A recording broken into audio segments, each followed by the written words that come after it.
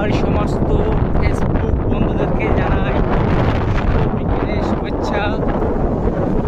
আপনারা দেখুন কত সুন্দর লাগছে দেখতে মেঘের। দেখুন সাইডে সাইডে গাছপালা, আর এই যে আমি বসে নিয়ে যাচ্ছি বাবুকে। দেখুন বাবু গাড়ি চালাচ্ছে।